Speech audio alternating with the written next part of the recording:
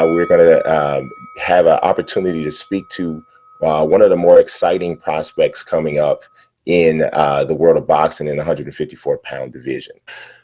All right, it is my pleasure to welcome in Travell Maizon.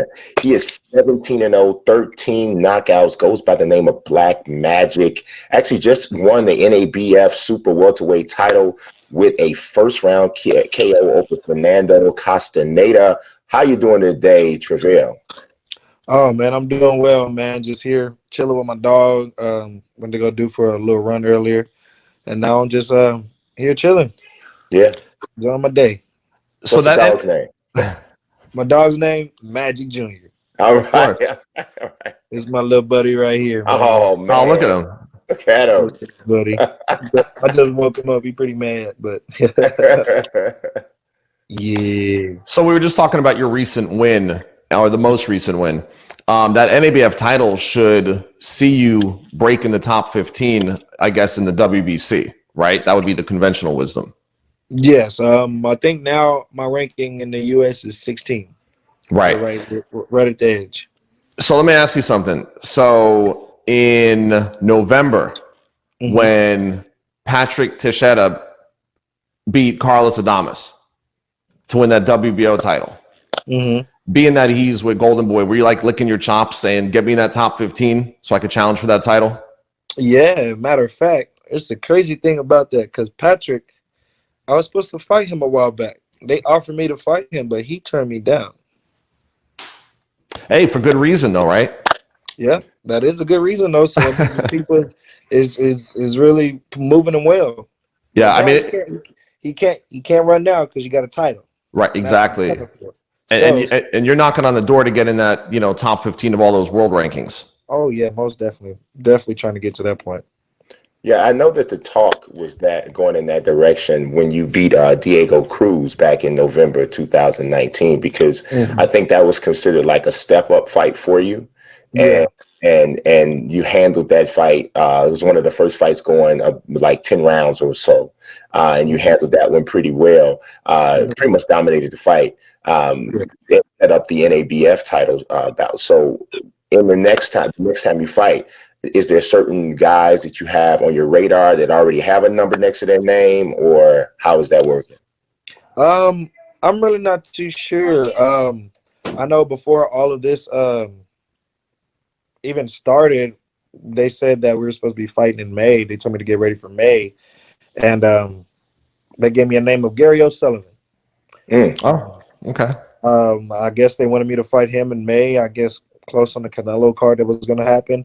Yeah, I'm not too sure, but that's the name they gave me. So I've just been.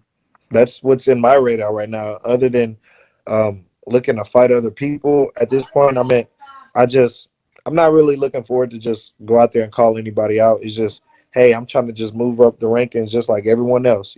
Everybody's trying to do the same thing. So I just want to move the rankings up natural. Whoever I fight, and to get in that way, I'm fighting them. No matter, I'm not scared of anybody.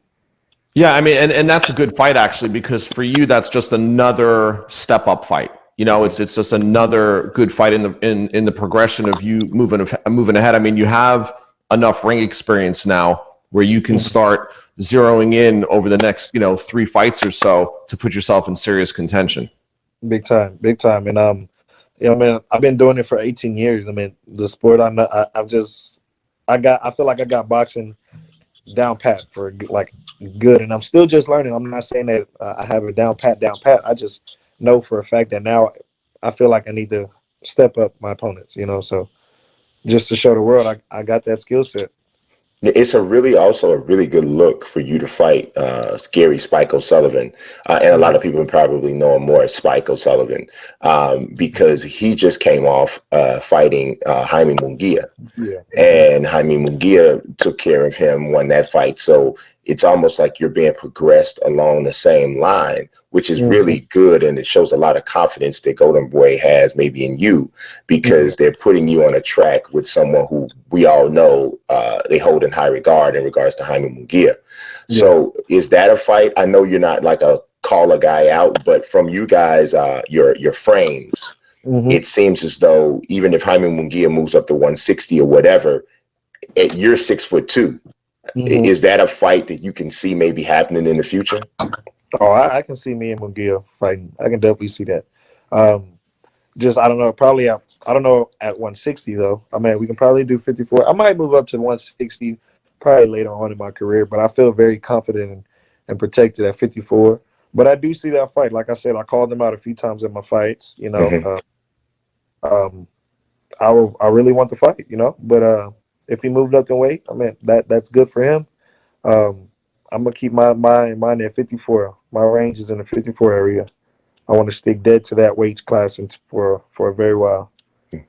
You know, I know. I'm sorry. No, go ahead. I noticed, you know, in the ring, man, because your frame is one of the things that make you toughest to handle. Arms are really long. I don't even know what the reach is, but just from the eye test, you can tell you can touch guys normally before they can touch you Yes. because of the length of the arms. You look like man, and I know it's great that you can make 154. It just looks like you look so much bigger in the ring. I'm wondering, like, by the time you fight, like, generally, do you ever step on the scale? Like, you know, how much do you usually weigh? Because you look like, sometimes I look at Jared Hurd in the ring and I'm like, geez, is he 154? And I'm looking at you and I'm like, whoa, it's the same kind of thing. Yeah. Like right before the fight, I usually weigh in at 54, 53. Then I get back on the scale the next day, 65, probably 66. Yeah. I know not the last fight, but when I fought Diego Cruz, shoot, dude, I went back up like, let me see, I think 170, I believe. Okay. Yeah. 70 is. So this last fight here, I kind of pushed it down a little bit. I kind of went in like 65.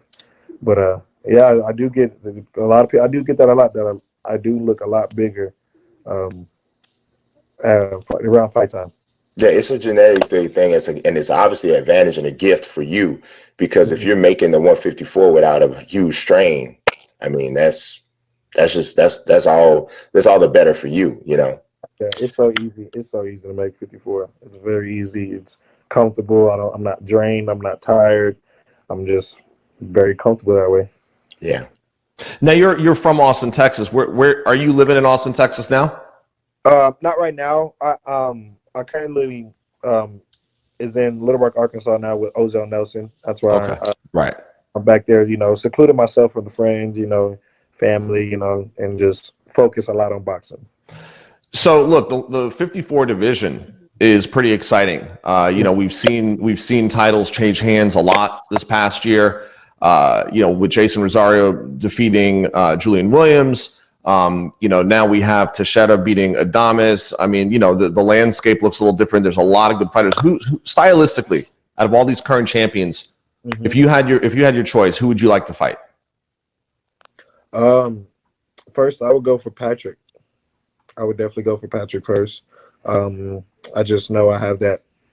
I just know for a fact, me just seeing him fight, that I can outbox him very easily. Even though he's tall and he's a southpaw And tough. And yeah, he's very tough. A lot of grit. I believe I can take him on. And then we can move on to who beat J-Rock.